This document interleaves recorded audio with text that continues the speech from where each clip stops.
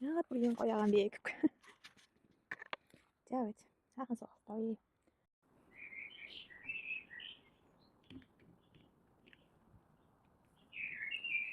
Ингэж тавихаар юм орчод авах юм. Зингэл байж.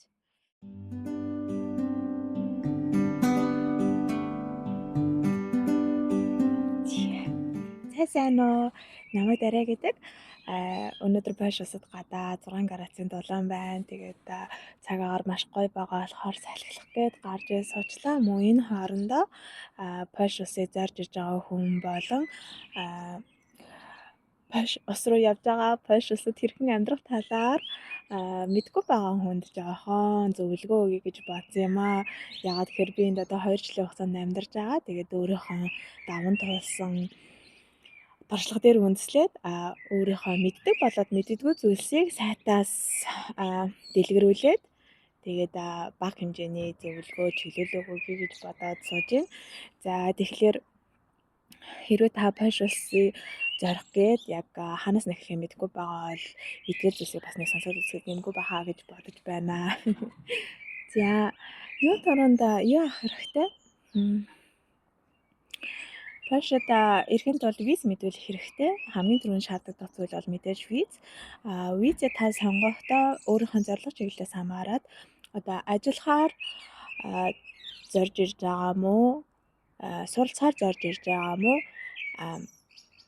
амьдрах, оршин суухаар зорж ирж байгаа мó, эсвэл бизнес эрхлэхээр зорж ирж байгаа мó гэдэг төрлөө сонгох хэрэгтэй болно. За хэрвээ ажиллахаар зорж ирж байгаа бол тухайн ажил олгогчоосоо ажиллах зөвшөөрөлтөй урилга авах хэрэгтэй болно.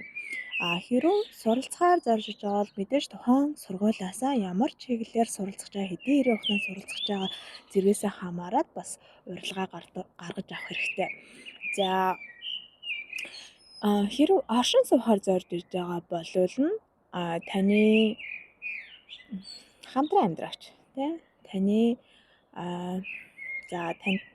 за би энийг бол бүр амар сайн дэлгэрүүлж бол сайн мэдэхгүй байна. Гэхдээ ядаж гэсэн ерөөхдөө оршин суугаж байгаа бол тухайн улсын иргэншилтэй иргэнтэй сууж байгаа тохиолдолд тодорхой бичиг баримтууд нөгөө байдаг бахаа гэж бодож байна. За бизнес эрхлэж байгаа бол өөрийнхөө санхүүгийн баталгаа болон хөрөнгө оруулалтынхаа хэмжээг маш сайн гаргаж ирээд тэгээд ямар чиглэлээр бас бизнес эрхлэж байгаа вэ? Хаана эрхлэж байгаа вэ гэдгээс шалтгаалаад тухайн мэдүүлгэнд өгж байгаа баримт дээр үндэслэн таны визийг олгодог байна лээ. За жоохон дэндүү байна тийм. За хэрвээ та одоо визээ авчихсан Польш улсад ирсэн байгаа бол шүү дээ. Эсвэл яг Польш улсад ирж байгаа бол шүү дээ. Нэг дөрөнд орж ирэнгүүтээ яаралтай хийх зүйлс гэж байгаа. Нэгдүгээрт та PESEL дугаар авах хэрэгтэй. Энэ нь манайхаар регистрийн дугаар буюу PES ID одоо иргэний бүртгэлийн дугаар гэсэн. За тэрийг нь болвол таныг хариуцж байгаа эйженси юм уу? Эсвэл нь та өөрөө мэдээж бүртгэлийн газар очиод ерөөсөө нэг цагийн дотор авч болдог баг шүү.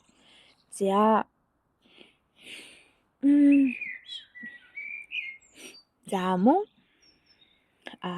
данс нийлгэх хэрэгтэй болно. Мэдээж энэ улсад тодорхой хугацаанд амьдарч байгаа учраас танд банкны данс хэрэгтэй болно. Тогтмол одоо ингээд Монгол валют одоо Монгол картаараа валютын гүйлгээ хийгээд авах боломжгүй учраас мэдээж яг энэ улсынхаа банкны данстай байх хэрэгтэй болно. Тэгэхээр банкны данс нийлэхийн тулд зарим банкнууд болохоор PES ID болоод яг эрхэлж буй ажлын тодорхойлт хэрэгтэй болдог. Одоо жишээ нь та ажиллаж байгаа бол тухайн ажилд ажиллаж байгаа тодорхойлт танд хэрэгтэй болно. Хэрвээ та сурж байгаа бол сурж байгаа тодорхойлт нь танд хэрэгтэй болно гэсэн үг. За тэгээд PES ID-гаа аваад, паспортаа аваад, мөн хаягийн тодорхойлтоо аваад альч банкн дээр очиод данс нийлгэж болно. Гэхдээ зарим данс нь бол PES ID асуудаггүй. Жишээ нь одоо банк Польский буюу одоо Польшийн үндэсний банк нь манайхаар хаан банк нь PS ID асуудаггүй. Би анх болохоор PS ID-г нээлгчтэй. Тэгээд 7 хоногийн дараа очиж PS ID-гаа өгчээсэн. Намайг дараа нэрээд PS ID-гаа нөхөж бичүүлээрэ гэжсэн болохоор дараа нь очиж бичүүлж байсан. Дараа нь болохоор мэдээж миний бүх бичиг баримт тодорхой болсон байсан учраас би Сантандер банк дээр очиж байсан. За тэгэхээр Польшид Банк Польский болон Сантандер банкнууд нь маш түгээмэл хэрэглэгддэг гэсэн үг. Мөн яг нэмэлтээр М-банк, Инк-банк гэх мэтлэн маш олон банкнууд байгаа л да. Аль өөртөө давуу талтайг сонгож болно. За Face ID, банк карт, за эрүүл мэндийн даатгалын үйлчилгээ танд бас нэг маш яаралтай чухал хэрэгтэй болно. Ерөнхийдөө хүмүүс айгүйх нөгөө нэг ажлаа хүлээж авах хоорондоо ч гэх юм уу дараагийнхаа үйл хөдлөлийг авахаасаа өмнөх тодорхой хугацаанд гинтийн зүйл одоо хин юу тохиолдохыг мэдэхгүй. Тэгээд гинтийн зүйлээс шалтгаалаад даатгалгүй улмаас эрсэлт айгүйх орох магадлал өндөртэй байдаг юм байлээ. За тэгэхээр танд эрүүл мэндийн даатгалд хамрагдах нь маш чухал гэсэн үг. Монголоос эрэхтэй мэдээж аялын даатгал, эрүүл мэндийн даатгалд хамрагдаж байгаа байх гэж найдаж байна. Гэхдээ тэр нь хэдий хэрэг хугацаанд үргэлжилж байгаа вэ гэдгээс шалтгаад бас нэг хянчхад зүгээр байх шүү. Польшид эрэнгүүтээ ерөөхдөө хэрвээ ажиллаж байгаа бол нь ажил олгогчоос нь одоо тухайн даатгалуудыг төлөөд явцдаг. Мэдээж сурж байгаа бол бас сургуулиас нь төлж өгдөг шүү. За Хэрэв та тодорхой хэмжээнд яг ажил эрхлэлд хийгдэггүй байгаа бол ямар нэгэн ажил эрхлэхгүй байгаа болвол нь 150-аас 300 золот орчим. За Монгол мөнгөөр 150-аас 300 мянган орчим төгрөгөнд эрүүл мэндийн бүх юм сервисыг авах боломжтой. Даатгалд хамрагдах нь маш оновчтой хэрэг болно. Яагаад тэгэхээр хэрвээ энд та ямар нэгэн байдлаар эрүүл мэндийн үйлчилгээ авч байгаа бол энэ амар үнэтэй тусдаг шүү.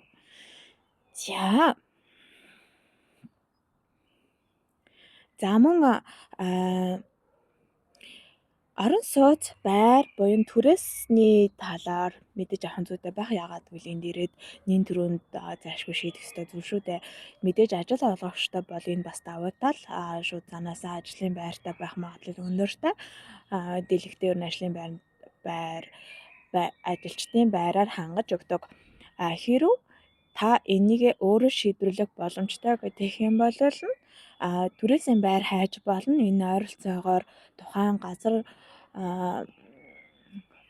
суурин газар болон тухайн районоос хамаарат энэ нь арай жоохон хэлбэлцэлтэй байдаг. Ойролцоогоор гэхдээ нэг 1500 золотноос 4000 золотны хооронд хэлбэлцсэн үнэлгээтэйгээр та байр олж болно. Хэрв байр хайх гэж сайт мэдгүй байгаа бол Autodam, OLX гэдэг сайтуудаар хандаад байраа хайж болно.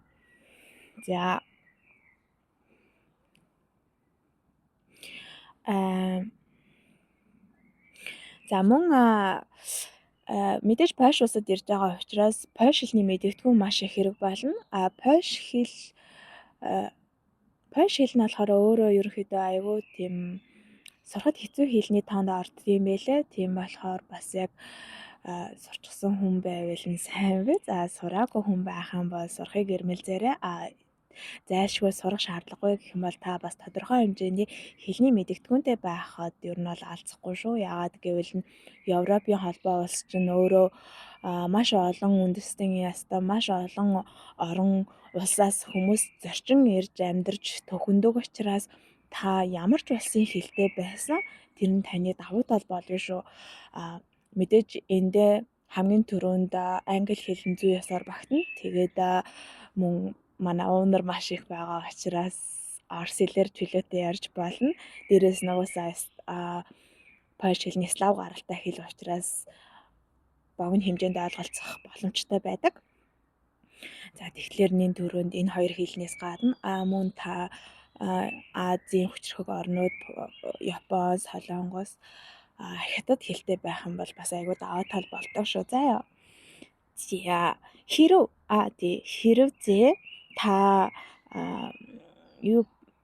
Польш хэл сурах гэж байгаа бол шүү дээ. Польш хэл сурах гэж байгаа бол үнэгүй сайтууд бас байдаг. Мөн үнэгүй хэрнээ сертификаттай сургалтын төвүүд бас байдаг. Хэрэг шаардлагатай бол тэрийг би дараа нь холбож өгье. Эсвэл нь төлбөртэй мөн сертификат олгодог, ажил зочилдог курсууд бас байд юм байлээ. За эхлээд нэг дөрөв нь мэдээж үнэгүй сайтуудын хэлж өгье. darmo.we.kursi.pl гэд байгаа. За мөн Duolingo бол маш олон хүмүүс хэрэглэдэг энэ үгээс ингээд баяршлагдсан тий. За эдгээр сайтуудаар дамжуулаад та ядаж анхан шатны мэдээлэлтэй болцсон байхад бас алцахгүй.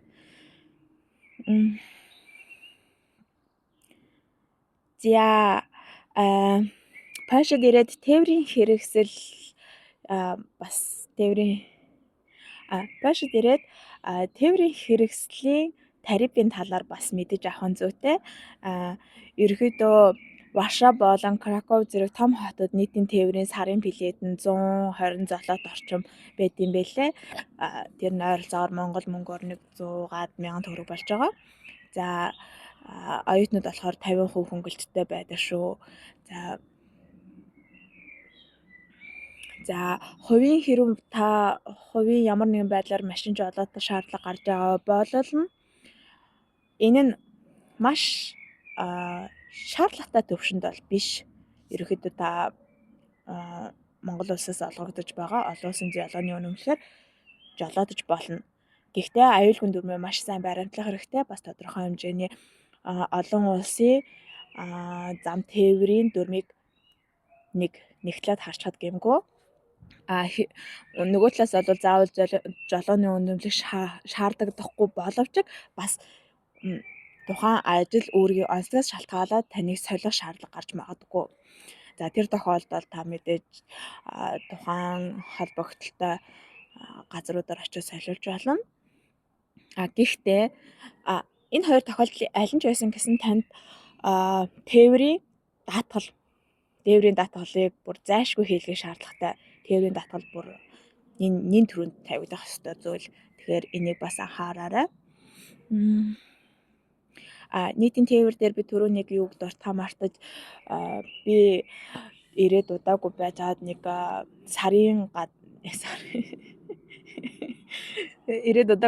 нэг цагийн газар ажиллаж үзчихсэн байхгүй юу? Поестоор нэг цаг яваад тэгээд дахиад цаашаагаа нэг 30-аад минут алхаад тэнгууд одоо ирж очихын баг ингээ 2 цагийг замдаа зарцуулдаг гэсэн үг. Тэгээд тэнгууд мэдээж энэ болгон дээр ингээ зардал гаргаад байх айгүй хэцүү. Тэр болгон дээр билет аваад байх хэцүү. Заримдаа бас ингээд нөгөө билетийн касснаас авч амждаггүй. Тэгэл сайт дээр одоо утсан дээр аппликейшн дээр ингээд хайж исэн чинь хямдхан байснаа яг тухайн хэдхэн минутын дараа ингээд алга болчдөг, зарагдчихдаг тохиолдол байдаг. Тэгэхээр тэр тохиолдолд болохоор нөгөө нэг олон удаагийн зорчилттой билетүүд буюу тэд нар маш хямдхан байдаг. Ерөнхийдөө сард 200 удаа явах, 100 гаруй удаа явах гэсэн тийм сонголтууд байдаг санагдаж байна.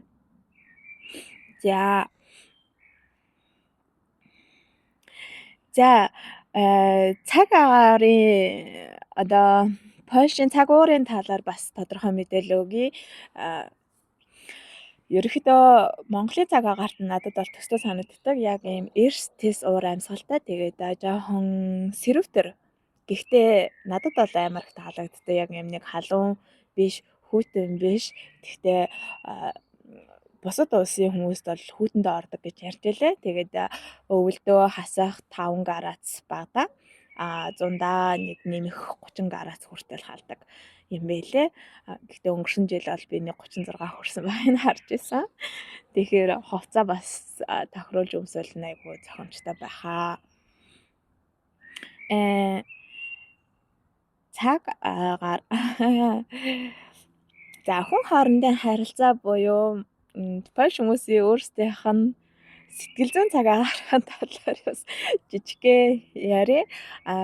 Надын хувьд болохоор Польш хүмүүс яг л нэг тийм дундыг барьдаг хүмүүс хүн болгон бас өөрөөр ханддаг байх. Ерөндөө болол нь гоё зөөлөн хүмүүс байдаг. Надад бол зөөлөн хүмүүс байдаг. Гэхдээ дийлэнх сэтгэлдлүүдийг ингээ хараад байхад жоохон яруугаар штэ, их зантаа штэ, тэ яг гадаар мэддэхгүй штэ л гэдэг. Яг өндөө болохоор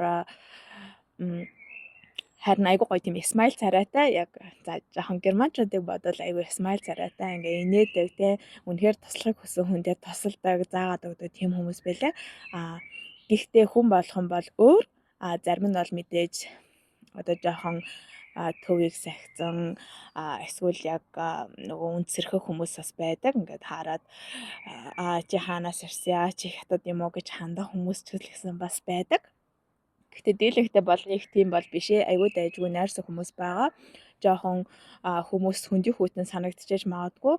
Би бодохдоо энийг бол маш олон жилийн хугацаанд тийм Гитлерийн дарангуйлалд байсан учраас аргагүй бас тийм нэг жоохон сэтгэл зүйн эмгэг бол байгаа байх. Ерөндөө бол аюу дайжгүй хүмүүс байдаг шүү.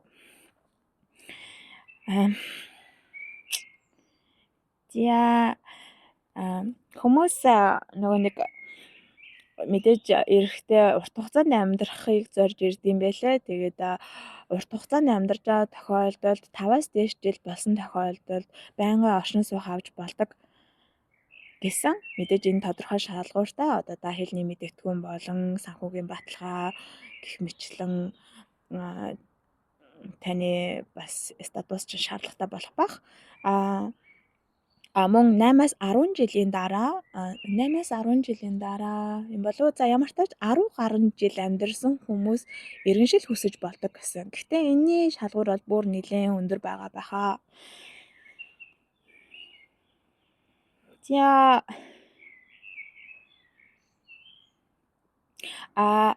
ажил олохтой холбогдлолтой бас яг ирсэн хүмүүс жижигхэн шипээ өгөхөд хэрв та ямар нэгэн хэлний бэрхшээлгүй болвол нь өөрөө ажлаа хайвал нь илүү давуу талтай байдаг. Мэдээж өөрөө ажлаа хайх боломжгүй болвол нь бэлэн туслах тийм баг хамт олон хувь хүмүүс айгүйх байдгийн байлаа. За хэрв та өөрөө хайх байгаа болвол нь ажил олоход хамгийн түгээмэл ашиглагддаг 3 сайтыг хэлээд өгье. Нэгдүг нь болохоор www.pratsui.pl гэдээ байгаа. Pratsui. За би энийг ерөөхдөө ингээд description-д холбоод өгсөн дээр хаа. Хоёр дахь нь болохоор Alex Pratsa гэж байгаа. Гурав дахь нь LinkedIn. За энийг бол угаасаа дэлхийд даяараа хэрэгэлдэг учраас энэ гураас өөрийнхөө хүссэн ажлыг хайгаад бас судлаад орж болох хаа. За мөн ажилтай холбогдлолтойгоор бас нэг юм санаанд орж ирлээ. Хүмүүс нөгөө нэг мэрэгчлэрээ ажиллаж болох болов гэж айгүйх боддог. Бас тийм бэрхшээл айгүйх тулгарч хүмүүс айгүйх сонирхох юм шиг байлээ. Мэдээж мэрэгчлэрээ бол ажиллаж болно. Айлч газар та мэрэгчлэрээ ажиллаж болно. Гэхдээ одоо Монгол улсын диплом нь ингэж тухайн газар хүлээн зөвшөөрөгддгүү шаардлагыг хангадаггүй гэдгээсээ шалтгаална. Мөн мэдээж заавал за тэр диплом юу яахгүй байсандаа шаардлага хангахгүй байсандаа ч ерөөдөө диплом бол таны суралцсан гэдгийг нотолж байгаа учраас энэ таны давуу тал болж байгаа. Хоёрдоод мэдээж хэлний мэдээлэл маш сайн байх хэрэгтэй. Та 100% ойлголттой байж ажиллах юм. Мартчихлаа. За гурав нь мартсан.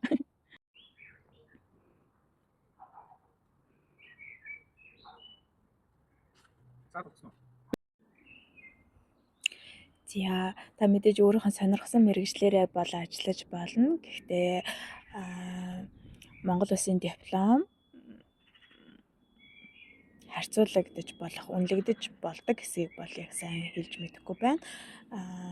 Ямар ч тач танаас сурсан гэдэг тодорхойлт гарч ирж байгаа учраас ажиллаж болно гэж бодож байна. За мөн Хэлний мэдэгдэхүүн энэ төрөнд шаардлагатай болох байх мэдээж 100% ойлголцдог байж тухайн мэргэжлээр ажиллана шүү дээ. Ямар нэгэн байдлаар тас одоо мэргэжлээр ажиллах боломж гарлаа гэж бодоход мэдээж ур чадвараа үнэлүүлсэн тодорхойлт бас хэрэг болох байх. Энэ тохиолдолд бол мэргэжлээр хангалттай ажиллах боломжтой гэж бодож байна. За тэгэхээр ерөнхийдөө өнөөдөр ингээд маш богинохон бичлэгийг ингээд базаад хүрэхийг хичээлээ. Тэр болгоны ингээд дэлгэрүүлээд авах юм бол нэлийн урт нуршсан бичлэг болох гэдэг. Тийм болохоор яг нэн төрөнд шаардлагатай одоо анхан шатны мэдэх ёстой зүйлсийг хэлж өгсөн бахаа гэж найдаж байна. За тэгээд хэрвээ сонирхолтой байвал дараагийн манд бичлэгийг хүлээж аваарай. Бас дараагийн удаа юм мэдмээр байгаагаа асуугаад ор үлдээж болно шүү. Би бас тэр талаар мэдээд хуваалцахдаа таатай байх болно. За тэгээ баяртай.